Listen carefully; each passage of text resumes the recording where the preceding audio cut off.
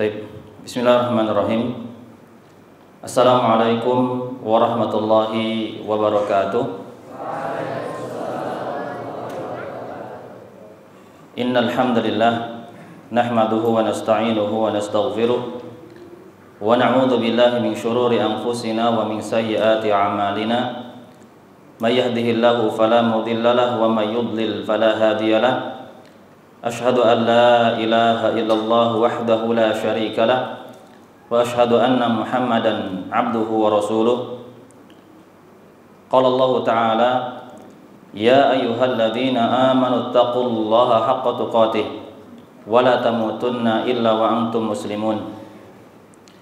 Wa qala ya ayyuhan nasu taqu rabbakumul ladzi khalaqakum min nafsin wahidah wa khalaqa minha zawjaha wa batha minhuma rijalan katsiran wa nisaa'a wattaqullaha alladzi tasaaluna bihi wal arham innallaha kana 'alaikum raqiba.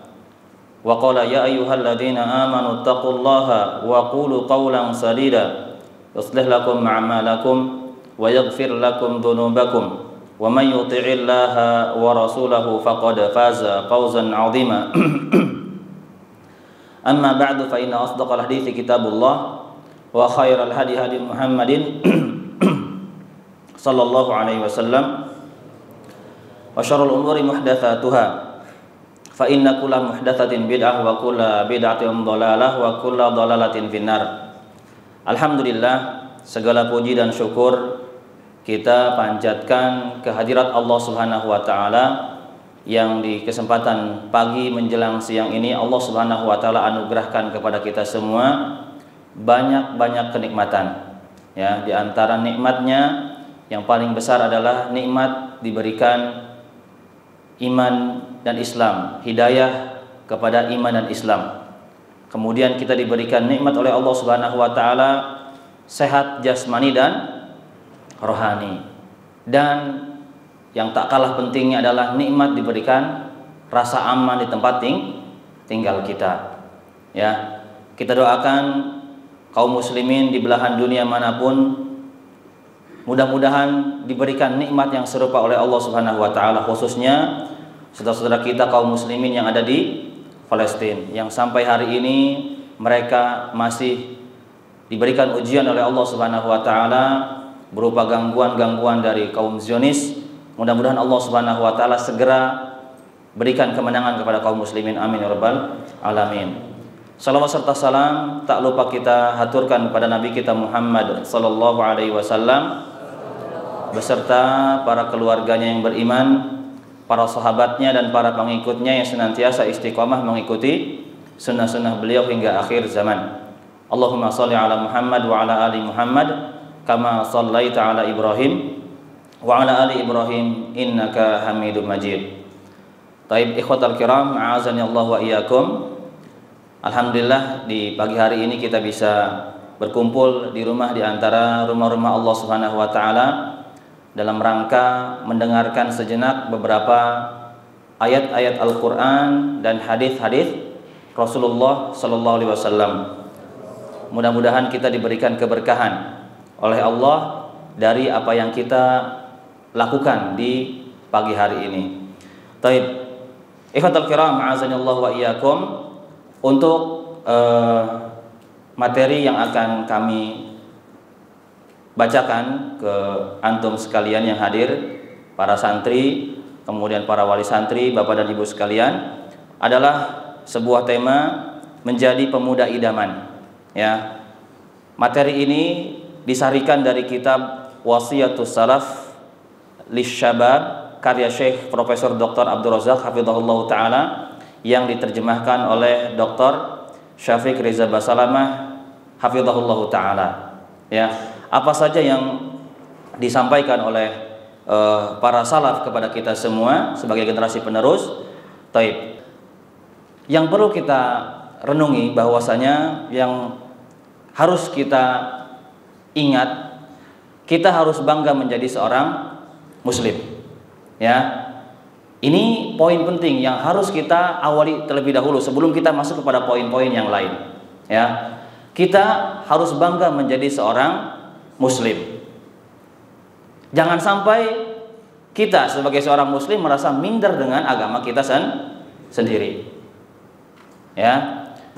Sedikit sejarah.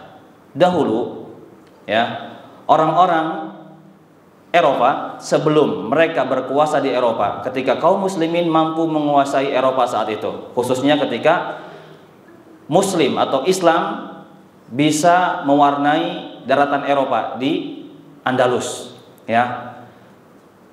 Orang-orang Eropa yang mereka bukan kaum muslimin, saat itu mereka terpengaruh dengan gaya hidup kaum muslimin. Bahasa mereka dengan bahasa kaum muslimin, bahasa Arab. Ya. Pakaian mereka pakaian kaum muslimin. Kemudian gaya-gaya hidup mereka dengan gaya hidup kaum muslimin, afwan. Kapan itu? Ketika kaum muslimin mereka berjaya beberapa abad yang lalu. Perlu diketahui bahwasanya kaum muslimin pernah berjaya di Eropa ya selama 8 abad, khususnya di Andalus, Spanyol. Karena kemunduran kaum muslimin, akhirnya kaum muslimin mereka, kita ketahui bersama sekarang bagaimana nasib mereka di Eropa, ya, menjadi minoritas, ya, tersisih dan lain sebagainya. Tapi mudah-mudahan Allah Subhanahu wa taala kembalikan kejayaan Islam kepada kaum muslimin, ya, di masa sekarang dan masa-masa yang akan datang. Amin ya rabbal alamin. Ini yang perlu kita renungi dulu. Kita harus bangga menjadi seorang muslim, ya. Jangan sampai kita merasa minder ketika jadi seorang muslim. Begitu juga kalian sekarang yang menjadi santri di sini, ya, harus merasa bangga menjadi seorang santri. Jangan sampai kita merasa minder menjadi seorang santri. Kalau saya jadi santri, saya nanti kira-kira bisa bersaing nggak dengan teman-teman yang sekolah di luar, di umum, ya. Kita harus buktikan santri tidak kalah hebatnya dengan siswa lain yang di luar, ya. Nah, dari sini kalau kita sudah bisa merenungi, kita ini harus bangga menjadi seorang muslim, apalagi menjadi seorang santri. Kita ini sekarang sedang menjadi pewaris Nabi Muhammad SAW, ya. Karena Rasulullah SAW bersabda, ya, innal ulama warathatul anbiya. Sesungguhnya para ulama itu kan, kata Rasulullah SAW, pewarisnya para nabi. Dan para nabi itu mereka wafat tidak meninggalkan dinar atau dirham. Yang mereka tinggalkan adalah apa? Ilmu. Faman akhadaha faqad akhadha bihadzin wafir. Ya. Barang siapa yang mengambil ilmu tersebut berarti dia telah mengambil bagian yang banyak, kata Rasulullah SAW. Taib. Kalau kita sudah merasa bangga dengan menjadi seorang muslim, tentunya kita melaksanakan syariat Allah Subhanahu wa taala itu bukan lagi karena faktor keterpaksaan, tapi karena faktor kecintaan kita kepada Allah Subhanahu wa taala, kepada Rasulullah SAW. Sama seperti ketika kita memahami hal ini, ketika kita sekolah di pesantren, ya, di lembaga pendidikan pesantren, yang kita tahu banyak aturannya, ya, betul nggak? Makan di jadwal, main di jadwal, betul nggak? Keluar nggak boleh, apalagi main HP nggak boleh, betul kan, ya? Mungkin ada aja kadang-kadang yang suka melanggar di pesantren, mungkin gitu, ya. Mudah-mudahan di sini nggak ada, ya. Dulu zaman anak pesantren yang namanya santri, ya, ada aja yang melanggar seperti itu. Taib. Kalau kita sudah sadar, kita ini merasa bangga dengan agama kita sebagai seorang muslim, kita nggak lagi merasa terpaksa melaksanakan kewajiban kita kepada Allah Subhanahu wa taala, bukan karena peraturan pesantren. Kita ngomong baik, bicara baik, pakai celana di atas mata kaki, rajin sholat ke masjid, bukan lagi karena peraturan pesantren. Ini yang harus kita tumbuhkan, ya. Kalau kita masih terpaksa melaksanakan ketaatan pada Allah Subhanahu wa taala, berarti belum tumbuh 100% kecintaan kita kepada Allah Subhanahu wa taala. Kita belum 100% bangga menjadi seorang muslim. Ya. Baik. Berkaitan dengan masalah aku bangga menjadi seorang muslim, ya. Allah Subhanahu wa taala berfirman di dalam Al-Qur'an, "Wa man ahsanu qawlan mimman da'a ila Allah wa 'amila shalihan wa qala innani minal muslimin." Allah berfirman, dan siapakah yang paling baik ucapannya daripada orang-orang yang menyeru kepada jalan Allah Subhanahu wa taala. Nah, di sini perhatikan, ya. Allah melabeli orang yang menyeru kepada jalan Allah Subhanahu wa taala, ucapan mereka adalah ucapan yang terbaik. Ya, makanya jadi santri, kemudian nanti lulus menjadi santri, mungkin ada yang menjadi seorang dai atau guru misalnya. Jangan merasa sedih, jangan merasa minder atau merasa gagal hidup. Ya, kok jadi guru, ya kok jadi santri, nanti ujungnya jadi ustadz. Mohon maaf, pengalaman sedikit. Dulu ketika anak kelas 4 SD, ya, kelas 5 SD masih ingat. Ya, ada salah seorang guru saya, guru agama, bilang begini. Ketika itu ada teman saya suruh maju, ya, teman anak suruh maju ke depan, ya, bilang begini ke teman anak itu, jangan mau jadi guru, sudah gajinya kecil, muridnya bandel-bandel, nakal-nakal, ya, udah gitu bikin kesel anak-anaknya. Dalam hati anak, lagian Pak, siapa yang mau jadi guru, ya, anak nggak mau jadi guru. Dalam hati kecil, ya, dalam hati kecil. Kepikirannya pengennya jadi insinyur lah, seperti itu namanya anak kecil, ya, zaman itu. Ternyata qadarullah, Allah Subhanahu wa taala takdirkan lain. Lulus SMP, minat anak itu malah cenderung ingin masuk pondok pesantren. Ya. Sempat 2 kali mencicipi pondok pesantren. Pertama masuk di salah satu pondok pesantren yang merasa kurang sreg dengan lingkungan, dengan mata pelajarannya dan lain sebagainya. Akhirnya melarikan diri dari pesantren. Ya, kok ketika kabur dari pesantren itu ada penyesalan, walaupun nggak betah pesantren tersebut. Ya, kelihatan kumuh, makannya nggak enak, tapi merasa ada perasaan bersalah. Kok anak kabur ya dari pesantren, dan orang tua komitmen nggak usah sekolah lagi, ya. Akhirnya merasakanlah rasa nganggur setahun di sana, ya, nggak sekolah. Tambah lagi penyesalan, dan dianggap anak ini, kata orang tua, cemen katanya. Maksudnya cemen apa? Nggak bisa bertahan hidup di luar. Akhirnya anak pengen buktikan, ya sudah, anak pengen masuk pesantren lagi, nyoba lagi sekali lagi. Alhamdulillah masuk pesantren di Jawa Tengah, ya.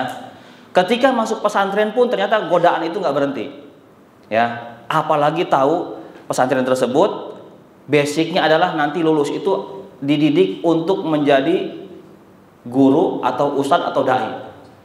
Muncul lagi keraguan, ya. Kok jadi guru, ya. Notabene jadi guru itu kurang baik nasibnya, ya. Lama-lama diresapi, ternyata timbul kecintaan, ya. Ngajar itu ternyata enak. Ketemu dengan anak-anak yang kecil, yang belia, ya, bisa menumbuhkan rasa kecintaan tersendiri, ya. Kalau kalian perhatikan, orang-orang yang berprofesi sebagai guru biasanya itu mereka awet muda, terutama kalau yang ngajarnya itu ngajar anak kecil, anak SD biasanya, ya. Karena dia mendapatkan keceriaan melihat tingkah laku anak-anak yang bermacam-macam. Jadi keceriaan tersendiri. Anak punya guru, ketemu, ya, ngajar SD waktu itu, sampai saat ini masih terlihat begitu aja seperti dulu ngajar anak, ya.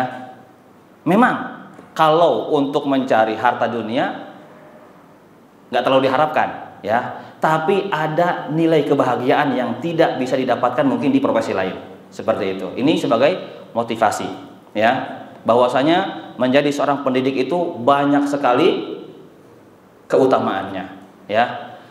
Di sini Allah Subhanahu wa taala berfirman, "Wa man ahsanu qaulan mimman da'a ilallah." Dan siapakah yang paling baik ucapannya dari orang yang menyeru ke jalan Allah Subhanahu wa taala. Wa amila sholiha. Tapi ya, jangan cuma bisa ngajak orang ke jalan Allah Subhanahu wa taala, tapi juga harus bisa mengamalkan. Jangan jadi jar korni, iso ngajari ora iso ngelakoni, ya. Maka harus diiringi dengan kita ajarkan kepada orang lain, kita juga amalkan. Wa qala innani minal muslimin. Dan dia mengucapkan, aku adalah seorang muslim. Ya. Taib.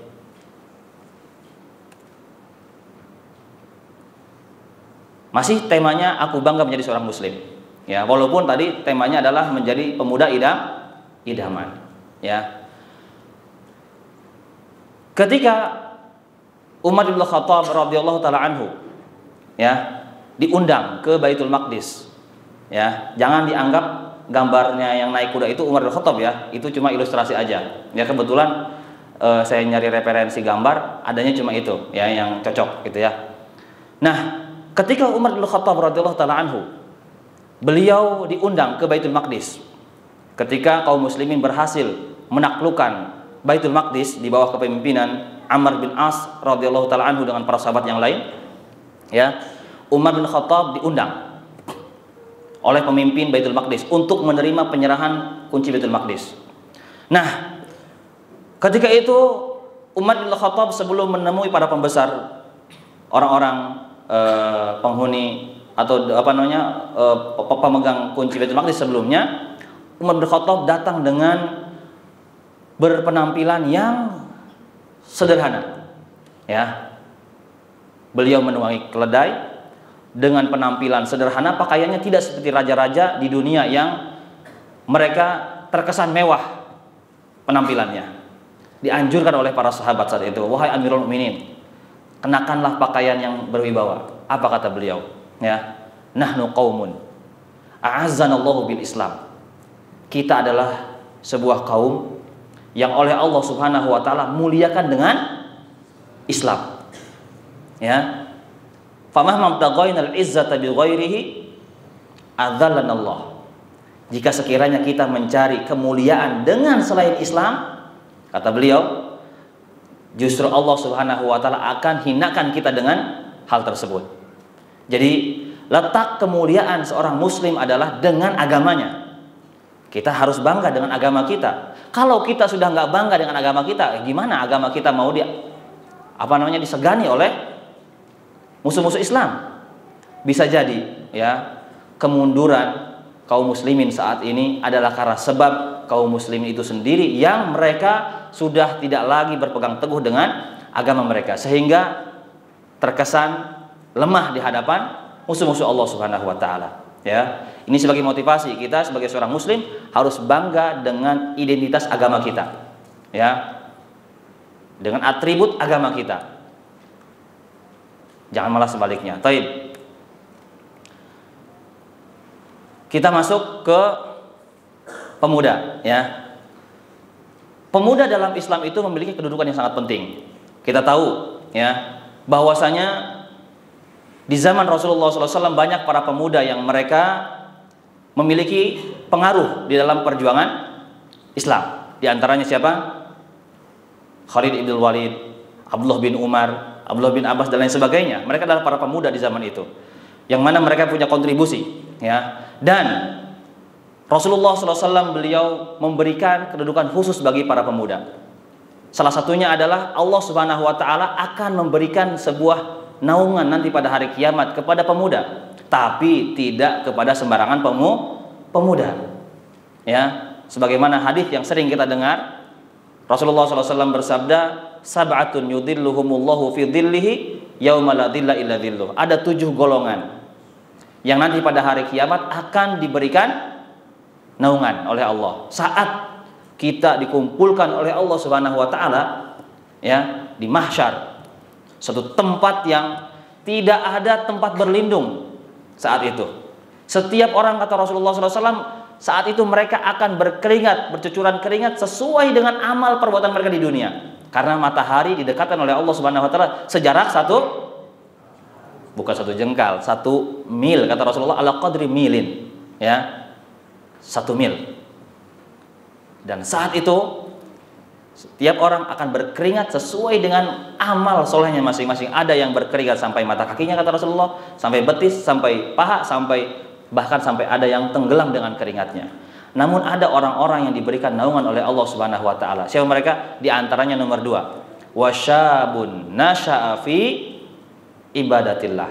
Ada seorang pemuda yang tumbuh kembang di atas ketaatan kepada Allah Subhanahu wa taala. Mudah-mudahan antum sekarang yang berada di pondok pesantren ini, sedang menuntut ilmu ini, termasuk dari golongan tersebut. Amin ya rabbal alamin. Ya. Dalam hadis lain, nanti mungkin lewat juga, ya, Rasulullah SAW berikan porsi khusus terhadap masa muda. Rasulullah SAW bersabda, lan tazula qadama 'abdin yaumal qiyamah. Tidak akan bergeser kedua kaki seorang hamba pada hari kiamat sampai dia ditanya tentang 4 hal atau 5 hal. Di antaranya yang akan ditanyakan adalah wa an umrihi fima afnah. Tentang umurnya, untuk apa dia habiskan. Umur yang Allah berikan kepada kita ini akan menjadi modal yang akan ditanyakan oleh Allah. Ente dikasih umur 70 tahun misalnya, untuk apa digunakan umur tersebut? Yang kedua, wa an syababihi fima ablah. Tentang masa mudanya untuk apa digunakan. Padahal umur kan, masa muda itu kan termasuk bagian dari umur, tapi oleh Rasulullah SAW diulang kembali. Berarti di sana ada poin penting di masalah masa muda ini. Kenapa? Karena di usia muda ini biasanya seseorang itu dia lupa dengan yang namanya kematian. Betul nggak? Lagi muda ini, Anda tanya, ada nggak yang dari kalian ingat mati? Yakin kebanyakannya jauh dari merasa mati. Kenapa? Saya masih umur 17 kok, masa mau mati gitu kan? Kan yang mati itu biasanya umur 40 ke atas biasanya, gitu kan ya? Fisiknya lagi kuat-kuatnya, ya, lagi strong. Dan dia punya kesan ingin tampil biasanya. Akhirnya apa? Mohon maaf, gitu kan? Di usia SMP biasanya itu, dan SMA itu biasanya usia kenakalan remaja biasanya. Ya, ingin dilihat. Makanya kadang-kadang suka ada yang sengaja dikasih peraturan begini dilanggar sama dia. Pernah saya ke suatu sekolah, ya, berkunjung ke suatu sekolah yang mana sekolah tersebut menerapkan hukum yang berbeda. Ketika ada pesantren atau sekolah yang biasanya itu dikelilingi oleh tembok tinggi dan kokoh, ini sekolah tersebut malah enggak dikasih tembok. Kemudian juga biasanya di suatu lembaga pendidikan itu, ya misalnya di pesantren, ya, di asrama itu, kalau lemari dikunci supaya enggak ada kemalingan, ya, di sekolah tersebut ternyata malah enggak dikunci. Kita tanya, Ustaz, kenapa kok antum malah hukum terbalik yang dipakai? Masalahnya begini, kata mereka, ya, dikunci aja hilang. Coba kita jangan dikunci, ya. Ternyata dengan nggak dikunci lemari, gitu kan, malah kehilangan minim, bahkan hampir nggak ada, kata beliau. Yang kabur dari pesantren justru malah nggak ada tembok, ya. Hukum terbalik. Siswanya suka berantem, gitu ya. Akhirnya malah disediain samsak, gitu ya. Jadi ada istilahnya itu apa namanya, pelampiasan, gitu ya.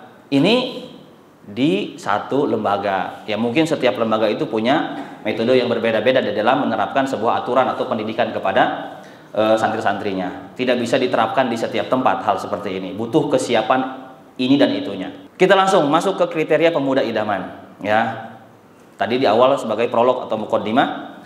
Yang pertama, kriteria bagi seorang yang ingin menjadi seorang pemuda idaman adalah dia harus menyibukkan waktu dengan ibadah dan hal-hal yang bermanfaat untuk dunianya. Ya. Kita tahu bahwasanya tujuan Allah Subhanahu wa taala ciptakan kita di dunia ini adalah untuk beribadah. Tentunya pasti dari antum semuanya sudah hafal, ya, yang menerangkan tujuan hidup kita adalah untuk diciptakan untuk beribadah. Surat apa ini? Surat Adz-Dzariyat, ya. Taib. Dalam hadis riwayat Imam At-Tirmidzi, Rasulullah SAW bersabda, di antara tanda baiknya keislaman seseorang adalah dia meninggalkan hal-hal yang tidak bermanfaat baginya. Ana tanya, ada yang hafal bunyi lafaz matannya ini? Dari santri, silahkan. Yang hafal angkat tangan. Sengaja saya kasihnya terjemahannya.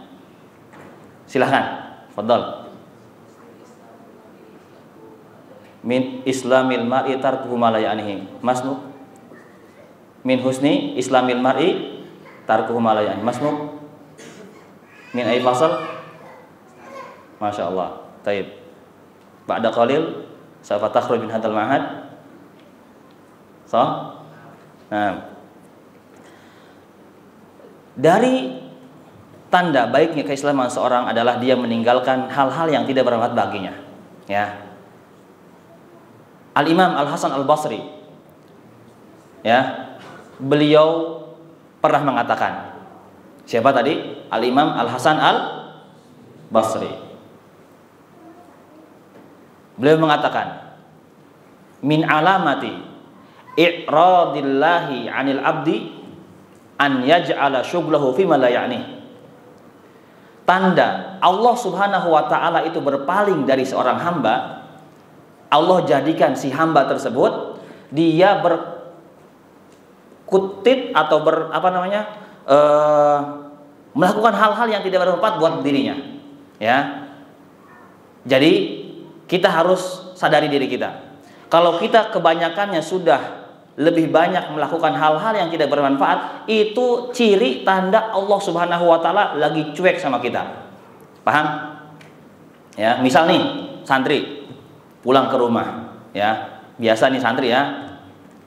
Sesuai pengalaman dulu. Di pesantren rajin, Masya Allah. Ya, ke masjid bolak-balik gitu kan ya. Salat malam, murojaah Al-Qur'an. Pulang ke rumah biasanya santri itu jadi apa? Jadi awam, betul nggak? Sholatnya susah, gitu kan? Bahkan banyak diceramain sama orang tua, betul nggak? Makanya ini perlu ditumbuhkan hal ini, ya. Perlu ditumbuhkan kesadaran bahwa ibadah itu bukan karena peraturan pesantren, ya. Bukan karena perintah orang tua. Ini kebutuhan kita yang harus kita tumbuhkan, ya. Nah kalau kita, apalagi sekarang, zaman sekarang itu virusnya handphone biasanya, ya. Zaman dulu anak jadi santri nggak ada handphone, paling TV biasanya yang jadi masalah. Kalau di rumahnya masih ada TV zaman dulu, ya.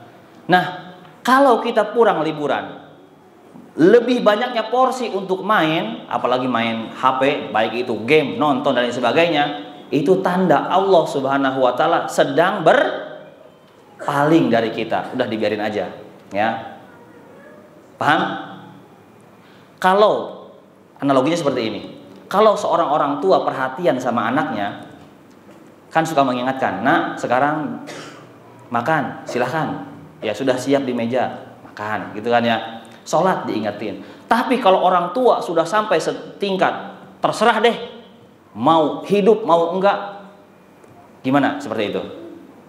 Nah, kita harus sadar juga, ketika kita nih, ya, kebanyakan waktu kita habis untuk hal yang sia-sia, itu tandanya Allah Subhanahu wa taala lagi berpaling dari seseorang. Dan kalau Allah Subhanahu wa taala sudah berpaling dari seseorang, jangan harap dapat keberkahan. Ya, jangan harap dapat keberkahan. Satu lagi, perkataan dari Abdullah bin Mas'ud radhiyallahu taala anhu, beliau mengatakan, "Inni la amqatur rajula an arahu farigon la fi amalin ya min amali dunya wala fi amalin min amalil akhirah." Aku sangat benci kalau melihat orang hidupnya cuma leha-leha, nyantai-nyantai, santai-santai. Ya. Dia ya mungkin kalau zaman sekarang itu rebahan gitu ya. Rebahan sambil main HP, melihat HP. Kalau megang HP-nya ada ada manfaatnya, nggak jadi masalah, silahkan. Misalnya nih, ya, HP digunakan untuk tujuan misalnya belajar, gitu ya, cari artikel-artikel bermanfaat di sana, atau mungkin, ya, dia gunakan media komunikasi itu untuk mencari rezeki misalnya, bisnis online, ya nggak jadi masalah. Tapi ini hanya untuk digunakan hal-hal yang tidak bermanfaat, main game misalnya, dari bedug subuh sampai bedug maghrib, HP terus atau game terus, ya. Anda pernah dapati juga teman, ya, dari setelah selesai sholat subuh sampai mau tidur malam masih main game, ya, masih main game. Tapi cerdas orang tersebut, ya, tapi cerdas, ya masih ada mendingnya lah, gitu ya, masih ada mendingnya. Dan ternyata nilainya bagus, masya Allah, gitu ya. Nggak belajar padahal, emang bawaannya cerdas. Ini udah pas-pasan kemampuannya, ditambah dengan yang leha-leha, sudah, ya, minus tambah minus, ya, tambah minusnya. Ya, kalau minus kali minus masih mending jadi plus gitu kan ya. Kalau ini minus tambah minus gitu kan. Ya, toib. Apa kata Abdullah bin Mas'ud? Aku sangat benci melihat orang yang dia itu leha-leha, nyantai-nyantai, nggak ada kegiatannya. Ya, la fi amali min amali dunya, dia nggak berbuat untuk kebaikan dunianya, nggak juga buat kebaikan akhiratnya. Masih mending misalnya kalau dia sibuk kerja misalnya untuk hal dunia, masih mending ada yang dia dapatkan, yakni dunia. Walaupun akhiratnya misalnya terabaikan, masih mending itu, walaupun dicela oleh Rasulullah SAW atau oleh syariat kita. Ini dunia nggak dapat, akhirat nggak dapat, rugi dua-duanya. Ya, maka kita sebagai seorang muslim harus jeli ini. Ya, taib. Itu yang pertama. Yang kedua, kriteria pemuda idaman, memilih guru dengan baik. Ya, ini penting sekali. Ya, alhamdulillah antum oleh orang tua antum semuanya dimasukkan ke pondok pesantren di sini. Tentunya orang tua kalian mempercayakan kepada lembaga ini untuk dididik, ya, dengan baik, dengan ilmu agama yang bermanfaat. Ya, taib. Imam Ad-Darimi meriwayatkan perkataan Muhammad bin Sirin. Beliau berkata, sesungguhnya ilmu itu adalah bagian dari agama. Oleh karena itu hendaknya kalian perhatikan dari siapa kalian mengambil agama kalian. Rasulullah SAW bersabda, ada dua nikmat yang kebanyakan manusia tertipu padanya, yaitu nikmat sehat dan nikmat waktu luang. Silahkan, ada yang mau membacakan bunyi lafal haditsnya dari santri? Ada yang hafal mungkin? Angkat tangan, silahkan. Silahkan, tafadhol Mas Muk. Zulfikar. Min ay fasal? Al-hadi asyar. Taib.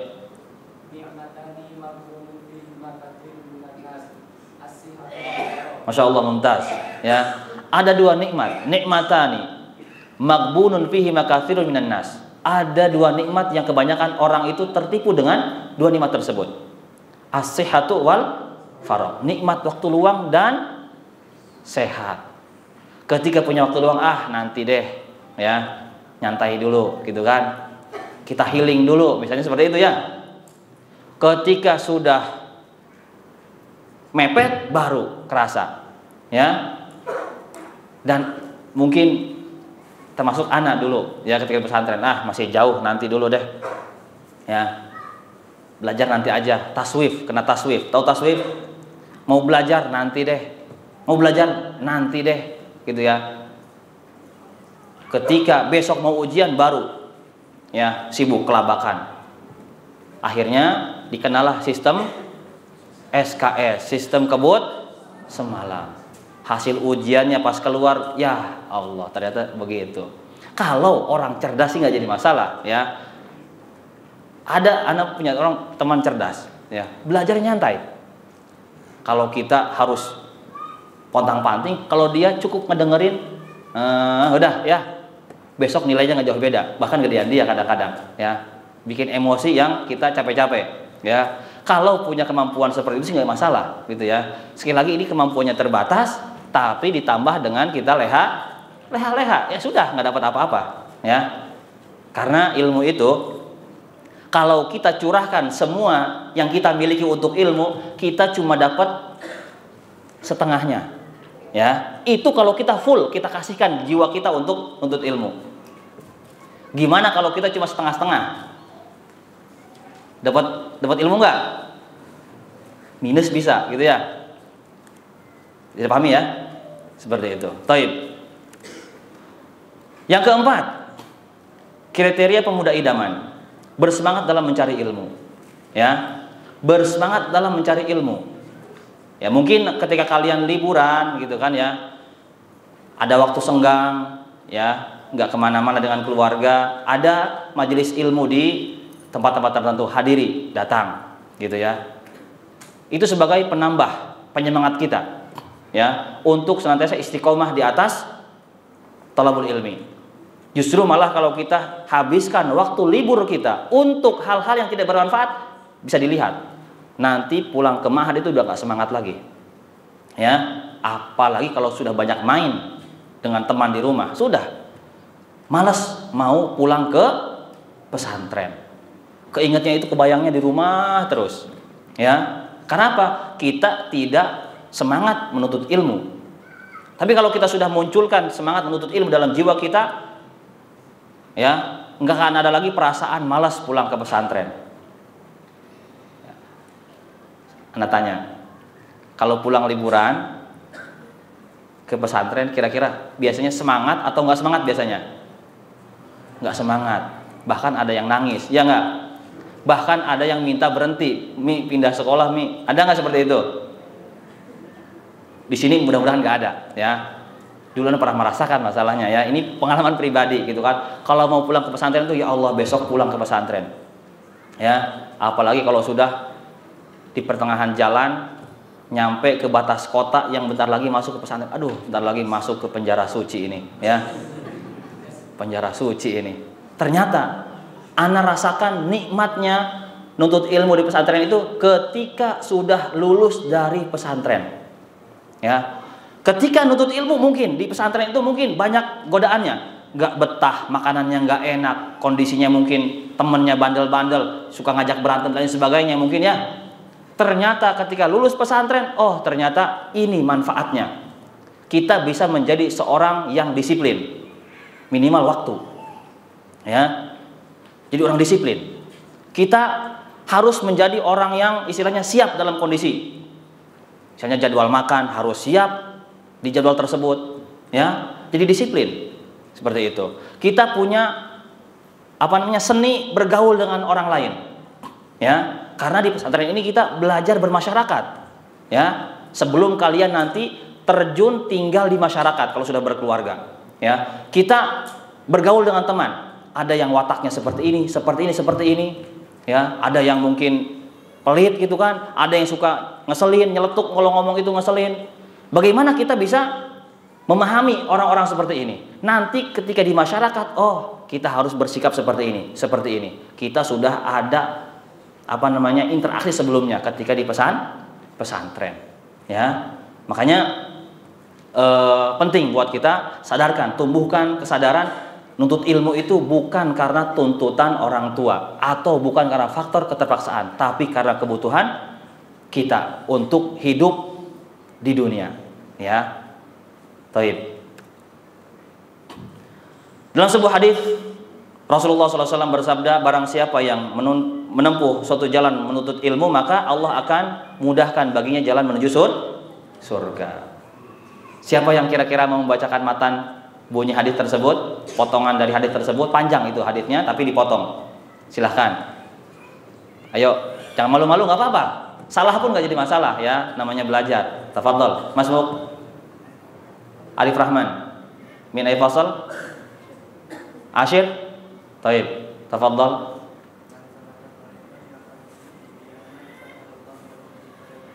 Masya Allah, mumtaz ya. Man salaka tariqan yaltamisu fihi ilman sahalallahu lahu bihi tariqan ilal jannah ya. Taib. Berikutnya kita percepat ya.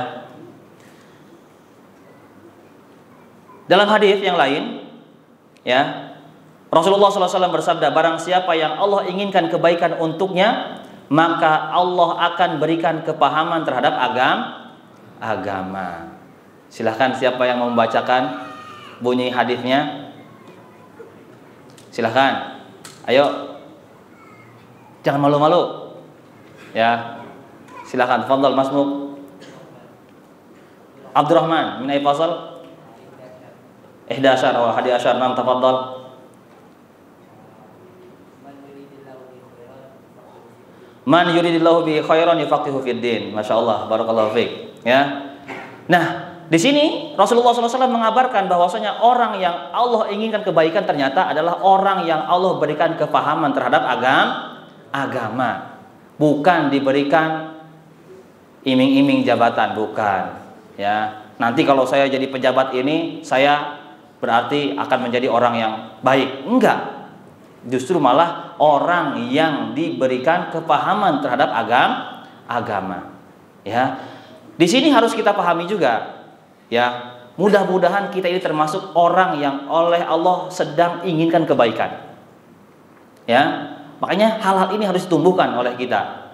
Kalau kita sudah paham, sadar diri sendiri, kita ini nggak perlu lagi nanti harus disuruh-suruh sama musyrik, ya. Kalau kita sudah sadar diri, ya, jadwal makan musyrik nggak harus mengingatkan, jadwal ke masjid nggak harus musyrik mengingatkan, ya. Makanya kalau kita sudah tumbuh kesadaran diri sendiri, semuanya akan rapi, ya, semuanya akan rapi. Dan kembali sumbernya adalah ketakwaan kepada Allah Subhanahu Wa Taala, ya. Kalau sekiranya Pak, Ibu sekalian atau anak-anakku sekalian di sini, semua orang bertakwa di dunia ini, ya, Anda yakin nggak perlu ada lagi petugas keamanan, ya nggak perlu lagi ada lampu merah, nggak perlu lagi ada polisi, ada tentara, karena semuanya bertakwa kepada Allah Subhanahu Wa Taala. Karena kalau orang bertakwa, mereka itu pasti akan paham kapasitasnya, ya. Karena manusia ini sifatnya suka lupa, suka lalai, maka ya terjadilah yang tidak diinginkan, pelanggaran dan lain sebagainya. Taib, ya. Kita lanjutkan. Yang kelima, menjadikan akhirat sebagai obsesi terbesar. Ya, menjadikan akhirat sebagai obsesi terbesar hidup kita. Ya. Sebagaimana sabda Nabi SAW, barang siapa yang akhirat menjadi ambisi terbesarnya, maka Allah akan himpun dunia untuknya.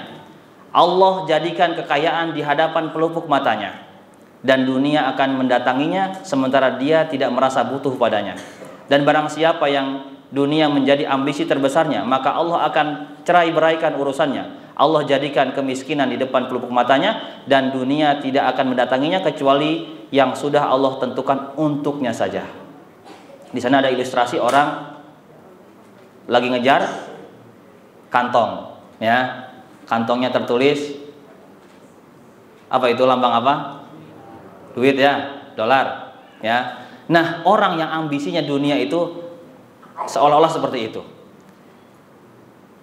Seperti dia itu ngejar sesuatu tapi enggak kena-kena, enggak puas terus, ya. Karena memang ambisi dunia itu tidak akan menjadikan seseorang itu puas. Seperti orang yang minum air garam, ya. Kalau orang minum air garam, kira-kira kenyang nggak dia dari kehausan?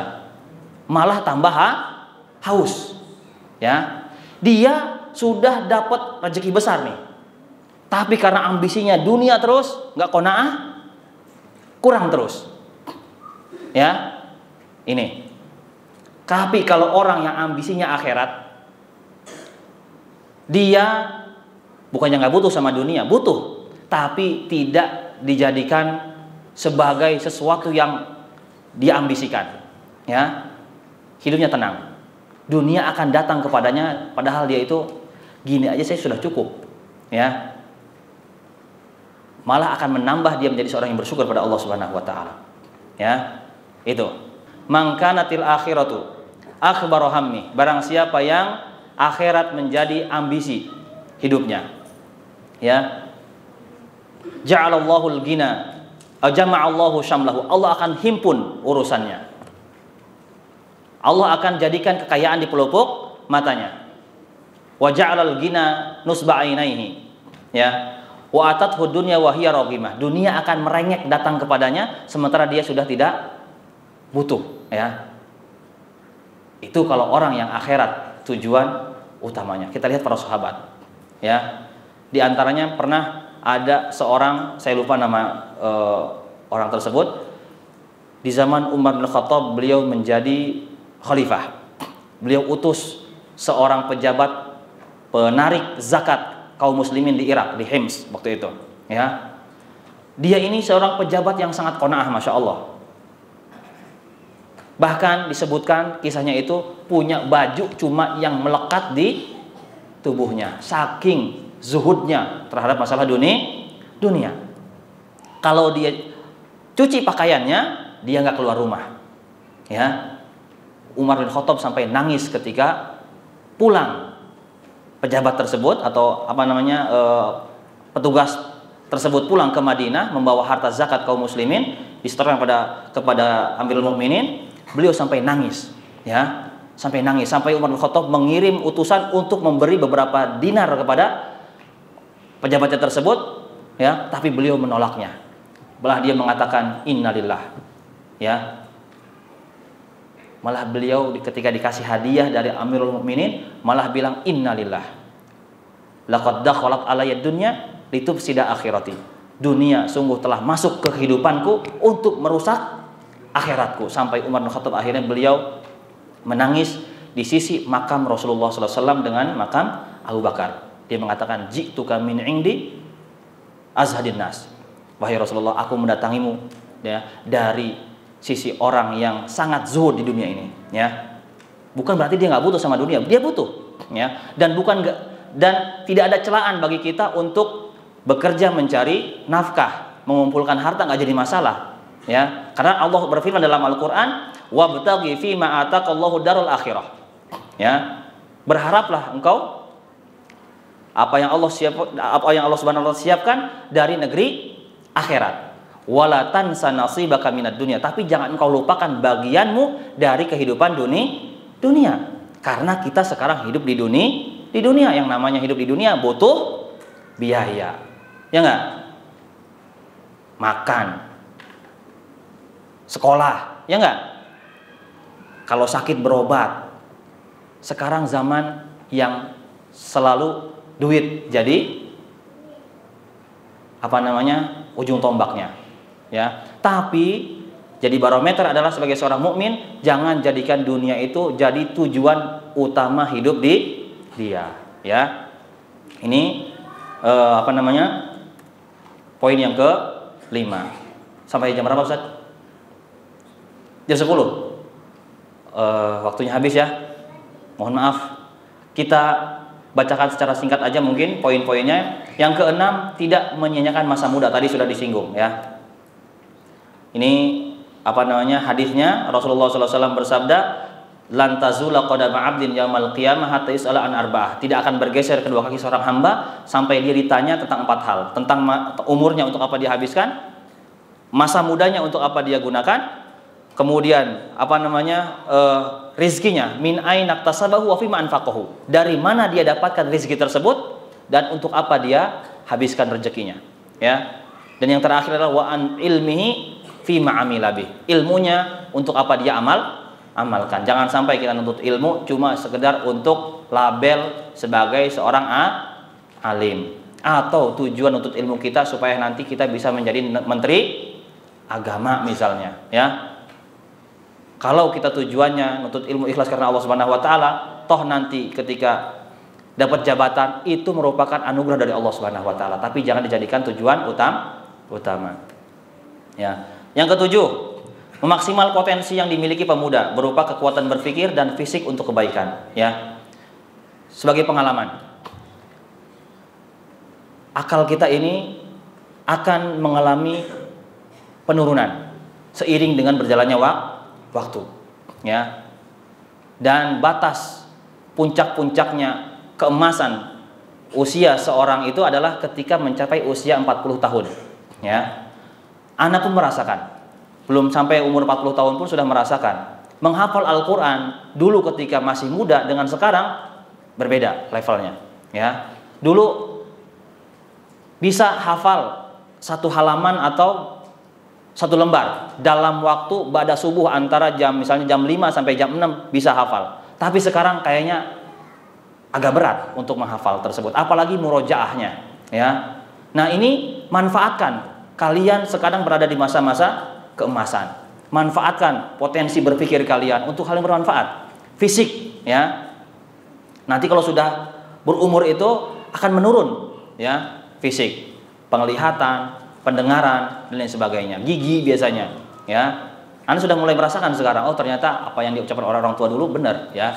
Sudah mulai menurun, ya. Makanya digunakan semaksimal mungkin masa muda kita ini, potensi yang kita punya untuk hal-hal kebaikan. Dan perlu diketahui, ya, barang siapa yang bisa menjaga batasan-batasan Allah Subhanahu wa taala, Allah Subhanahu wa taala akan menjaga orang tersebut, baik fisik maupun yang lainnya, ya. Orang yang di masa mudanya dia suka melanggar aturan Allah, misalnya melakukan hal-hal yang diharamkan, biasanya akan berdampak di masa tuanya, ya, baik kesehatannya dan lain sebagainya, ya. Kalau kita mau punya hidup bahagia di masa tua, dari mulai masa muda kita jaga nikmat tersebut, ya. Banyak orang yang menyesal ketika sudah tuanya ditimpa penyakit yang beraneka ragam. Ketika ditanya-tanya, kenapa Pak? Dulu saya masa mudanya begini. Oh iya, mungkin itu, ya. Baik, lanjut. Berusaha untuk tidak menjadi beban bagi orang lain, ya. Kita di pesantren dididik untuk bisa mandiri, nyuci sendiri, ya enggak? Apa dia cuciin di sini? Cuciin, ya. Mungkin pakaian yang gedenya, mungkin pakaian yang spesialnya mungkin sendiri, betul enggak? Iya enggak? Masa celana dalam dicuciin juga? Enggak kan? Ya, kita belajar nyuci gitu kan. Ya, belajar kita tidak melibatkan orang lain, ya, dalam hal-hal yang kita butuhkan sendiri, ya. Dan jangan sampai kita ini kebiasaan suka minta-minta, ya. Dan jangan sampai ada di antara kita di sini yang punya mental sebagai peminta-minta. Nanti saya lulus pesantren mau jadi ini aja deh, gelandangan pengemis. Saya lihat di berita pengemis kaya-kaya, ya, punya uang sekian, saya pengemis aja. Jangan. Rasulullah SAW bersabda dalam sebuah hadis, ya, la yazalur rajulu yas'alun nasa hatta ya'tiya yaumal qiyamati wa laysa fi wajhihi muz'atul lahmin.